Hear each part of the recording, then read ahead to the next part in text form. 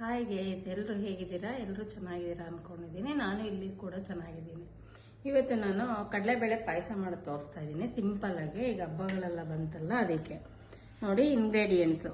ಇದರಲ್ಲಿ ನಾನು 1 ಗ್ಲಾಸ್ ಅಂದರೆ 250 ಗ್ರಾಮ್ಸ್ ಅಷ್ಟು ಕಡಲೆಬೇಳೆ ನೆನೆಸಿಟ್ಕೊಂಡಿದ್ದೀನಿ. ಒಂದು 3 to 4 ಅವರ್ಸ್ ನೆನೆಸ್ಕೊಂಡಿದ್ದೀನಿ. ಇದನ್ನು ಅರ್ಧ ಮಾತ್ರ ಮಸಾಲೆ ವಡೆಗೆ ಇಟ್ಕೊತೀನಿ, ಅರ್ಧ ಕಡಲೆಬೇಳೆ ಪಾಯಸಕ್ಕೆ ಇಟ್ಕೊತೀನಿ. ಆಯಿತಾ? ಇವಾಗ ಮೊದಲಿಗೆ ಇದರಲ್ಲಿ ಅರ್ಧ ಅಂದರೆ ಇದರಲ್ಲಿ 2 ಗ್ಲಾಸ್ ಕಡಲೆಬೇಳೆ ಹಾಕ್ತೀನಿ. ಇವಾಗ ನಾನು ಮೊದಲಿಗೆ ಗ್ಯಾಸ್ ಆನ್ ಮಾಡ್ಕೊಂಡೆ. ಆನ್ ಮಾಡಿಕೊಂಡು ನೋಡಿ 2 ಗ್ಲಾಸ್ ಇದೆಯಲ್ವಾ, ಅದು ಕಡಲೆಬೇಳೆ. ನಾನು 1 ಗ್ಲಾಸ್ಗೆ 3 ಗ್ಲಾಸ್ ನೀರು ಅಷ್ಟು ಥರ 6 ಗ್ಲಾಸ್ ಹಾಕ್ಕೊಂತೀನಿ. 1 2 3 4 5 6 2 ಗ್ಲಾಸ್ ಕಡಲೆಬೇಳೆಗೆ 6 ಗ್ಲಾಸ್ ನೀರು ಹಾಕ್ಕೊಂಡಿದ್ದೀನಿ. ಆಯಿತಾ? ಇದು ನೀರು ಕಾಯ್ತಾ ಇದೆ. ನಾನೇನು ಮಾಡ್ತೀನಿ, ಇವಾಗ ಇದೇ ಕಡಲೆಬೇಳೆನ ನೋಡಿ 1 2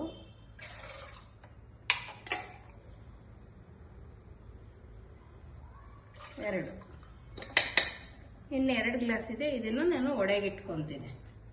ನಿಮಗೆ ಕಡಲೆಬೇಳೆ ಪಾಯಸ ಮತ್ತು ಒಡೆ ಎರಡೂ ತೋರಿಸ್ತೀನಿ.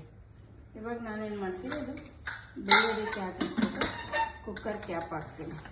ಗೊತ್ತಲ್ಲ, ಇದು ಬೇಯಿಸ್ಕೊಬಿಡ್ತೀನಿ. ನಾನು 3 ವಿಸಲ್ ಹಾಕಿದ್ದೀನಿ. ನೋಡಿ ಬೆಂದಿರೋದು ಕಾಣಿಸ್ತಾ ಇದೆ. ಇದಕ್ಕೆ ಏನೇನು ಬೇಕು ಇಂಗ್ರೀಡಿಯೆಂಟ್ಸ್ ಅಂತ ಹೇಳ್ತೀನಿ ನೋಡಿ. ಅರ್ಧ ಇರುತ್ತಲ್ಲ ತೆಂಗಿನಕಾಯಲ್ಲಿ, ಅದನ್ನು ತುರಿದಿಟ್ಕೊಂಡಿದ್ದೀನಿ. ಒಗ್ಗರಣೆಗೆ ದ್ರಾಕ್ಷಿ ಗೋಡಂಬಿ ತೊಗೊಂಡಿದ್ದೀನಿ, ಏಲಕ್ಕಿ 3 ತೊಗೊಂಡಿದ್ದೀನಿ, ಇದು ದ್ರಾಕ್ಷಿ ತೊಗೊಂಡಿದ್ದೀನಿ, ಇದು ತುಪ್ಪ ತೊಗೊಂಡಿದ್ದೀನಿ, ಜೊತೆಗೆ ಬೆಲ್ಲ ತೊಗೊಂಡಿದ್ದೀನಿ. ಅಂದರೆ ಅಲ್ಲಿ 2 ಗ್ಲಾಸ್ಗೆ ಕಡಲೆಬೇಳೆಗೆ ನೀವು ಒಂದು 4 ಗ್ಲಾಸ್ ಅಷ್ಟು ಪುಡಿ ಮಾಡಿರೋ ಬೆಲ್ಲನ ಹಾಕಿ, ಆವಾಗ ಮೆಜರ್ಮೆಂಟ್ ಸರಿ ಹೋಗುತ್ತೆ. ಇವಾಗ ಮತ್ತೆ ಸ್ಟವ್ ಆನ್ ಮಾಡ್ತೀನಿ, ಅದೆಲ್ಲ ಇಂಗ್ರೀಡಿಯೆಂಟ್ಸ್ ಹಾಕೋದಕ್ಕೆ. ನೋಡಿ ಇವಾಗ ಬೇಳೆ ಬೆಂದಿದೆ. ನಾನು ಇದು ಸ್ವಲ್ಪ ರುಬ್ಬೋದಕ್ಕೂ ಹಾಕೊಳ್ಳೋದಕ್ಕೆ ಸ್ವಲ್ಪ ತೆಗೆದಿಟ್ಕೊಂಡಿದ್ದೀನಿ. ಬೆಂದಿರುತ್ತೆ, ಆದರೂ ಸ್ವಲ್ಪ ಟೇಸ್ಟ್ ಚೆನ್ನಾಗಿರುತ್ತೆ ಅಂತ ನಾನು ಸ್ವಲ್ಪ ತೆಗೆದಿಟ್ಕೊಂಡಿದ್ದೀನಿ. ಮತ್ತು ತೆಂಗಿನಕಾಯಿ ತುರಿ ನಿಮ್ಗೆ ತೋರಿಸಿದ್ದೀನಲ್ಲ, ತೆಂಗಿನಕಾಯಿ ತುರಿ ಇದರಲ್ಲಿ ಸ್ವಲ್ಪ ಒಂದು ಸುತ್ತು ಗ್ರೈಂಡ್ ಮಾಡ್ತೀನಿ. ಇನ್ನು ಉಳಿದಿದ್ದು ಹಾಗಾಗಿ ಹಾಕ್ತೀನಿ. ಮತ್ತು ಇಲ್ಲಿ ಗೋಡಂಬಿ 6 ಗೋಡಂಬಿ ಇದೆ, 6 ಗೋಡಂಬಿ ಇದೆ. ನಾನು 3 ಗೋಡಂಬಿ ಇದನ್ನು ಹಾಕ್ಕೊಳ್ತೀನಿ. ಇಲ್ಲಿ 3 ಏಲಕ್ಕಿ ಇದೆ, ನಾನು 2 ಹಾಕ್ಕೊತೀನಿ. ಯಾಕೆಂದರೆ ಗ್ರೈಂಡ್ ಮಾಡಿದ್ರೆ ಒಂದು ಸುತ್ತು ರಫಾಗಿ ಗ್ರೈಂಡ್ ಮಾಡಿದ್ರೆ ಚೆನ್ನಾಗಿರುತ್ತೆ ಅಂತ. ಹಾಗೆ ನೋಡಿ, ಇದು ಬೇಳೆ ಬೇಯಿಸ್ಕೊಂಡಿದ್ದಲ್ಲ, ಒಂದು ಸುತ್ತು ಇರಲಿ ಅಂದ್ಬಿಟ್ಟು ಬೇಳೆ ಜಸ್ಟ್ ಸ್ವಲ್ಪ ನೀರು ಹಾಕಿ ರಫಾಗಿ ಒಂದೇ ಒಂದು ಸುತ್ತು ಗ್ರೈಂಡ್ ಮಾಡ್ಕೊಂಡು ಬರ್ತೀನಿ. ನೋಡಿ 1 ಸುತ್ತು ಗ್ರೈಂಡ್ ಆಗಿದೆ ಅಷ್ಟೇ, ಯಾಕೆಂದರೆ ಟೇಸ್ಟ್ ಚೆನ್ನಾಗಿರಲಿ ಅಂತ. ಗೋಡಂಬಿ ಹಾಕಿದಿಲ್ಲ, ಅದಕ್ಕೆ ಇವಾಗ ಇದನ್ನು ಹಾಕ್ಕೊಳ್ತೀನಿ. ಗ್ಯಾಸ್ ಆನ್ ಮಾಡಿಕೊಂಡು ಇದನ್ನು ಆನ್ ಮಾಡ್ಕೊಳ್ತೀನಿ. ನೋಡಿ ಹೇಗೆ ಕಾಣಿಸ್ತಾ ಇದೆ. ಇವಾಗ ಸ್ವಲ್ಪ ಹಾಗೆ ಇಟ್ಟಿದ್ನಲ್ಲ, ಇದು ನೋಡೋಕೆ ಚೆನ್ನಾಗಿ ಕಾಣಿಸುತ್ತೆ ಅಂತ ತೆಂಗಿನಕಾಯಿ ತುರಿ,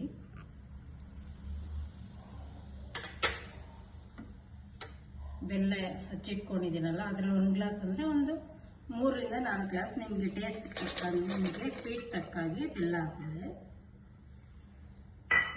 ಇದು ಜಸ್ಟು ಇದೆಲ್ಲ ಹಾಕಿದ್ರೆ ಕುದಿಸಿದ್ರೆ ಆಯಿತು. ಒಂದು 5 ಮಿನಿಟ್ಸ್ ಬಿಡಿ ಕುದಿಯೋದಕ್ಕೆ. ಇದು ಬೆಲ್ಲನೂ ಕರಗಬೇಕು.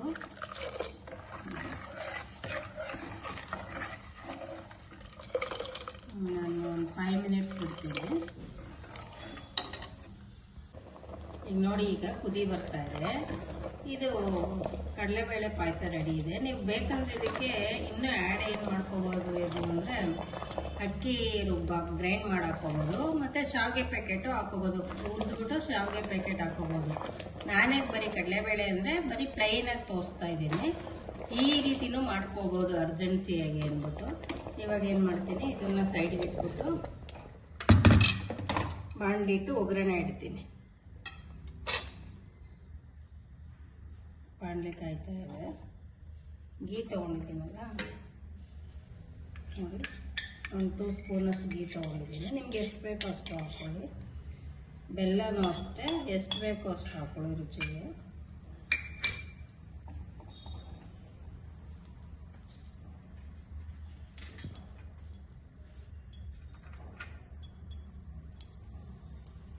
ಗೋಡಂಬಿ, ದ್ರಾಕ್ಷಿ,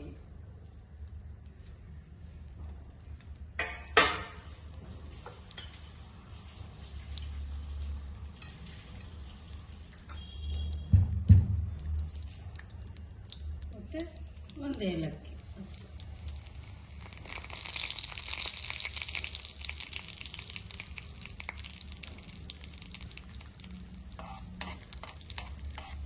ನೋಡಿ ಬ್ರೌನ್ ಬಂದಿದೆ ಅಷ್ಟೇ.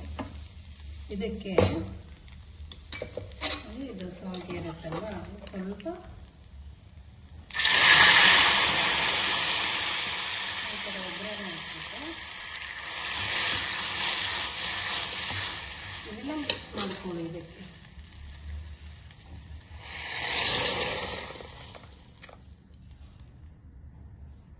ನೋಡಿ ತುಂಬ ಘಮ ಘಮ ಸ್ಮೆಲ್ ಬರ್ತಾ ಇದೆ. ಇವಾಗ ನಾನೇನು ಮಾಡ್ತೀನಿ, ಇದ್ರ ಜೊತೆಗೆ ಆವಾಗಲೇ ಮಾಡ್ಕೊಂಡಿದ್ನಲ್ಲ ವಡೆ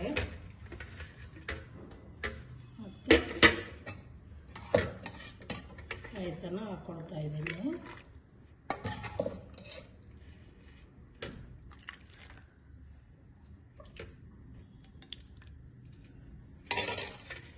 ನೋಡಿ ವಡೆ ಮತ್ತು ಮಸಾಲೆ ವಡೆ ಮತ್ತು ಕಡಲೆಬೇಳೆ ಪಾಯಸ ಸಿಂಪಲ್ಲಾಗಿ ಈಸಿಯಾಗಿ ಬೇಗ ಮಾಡ್ಬೋದು. ಕಡಲೆಬೇಳೆ ಒಂದಿದ್ರೆ ಸಾಕು, ಮನೇಲಿರೋ ಸಿಂಪಲ್ ಇಂಗ್ರೀಡಿಯೆಂಟ್ಸು. ಇದು ಹಬ್ಬಕ್ಕೆ ಮತ್ತು ಗೆಸ್ಟ್ಗಳು ಬಂದಾಗ ಬೇಕಾದರೆ ಸಡನ್ನಾಗಿ ಮಾಡ್ಕೋಬೋದು. ಇದನ್ನ ಈ ಥರ ಸರ್ವ್ ಮಾಡ್ಕೊಂಡು ತಿಂದರೆ ತುಂಬ ಚೆನ್ನಾಗಿರುತ್ತೆ ಗೈಸ್. ಇಷ್ಟೇ. ದಯವಿಟ್ಟು ವಿಡಿಯೋ ಲೈಕ್ ಮಾಡಿ, ಸಬ್ಸ್ಕ್ರೈಬ್ ಮಾಡೋದನ್ನ ಮರಿಬೇಡಿ. ಇನ್ನೂ ಹೆಚ್ಚಿನ ವಿಡಿಯೋಗಳಿಗೆ ಲೈಕ್ ಕೊಡಿ.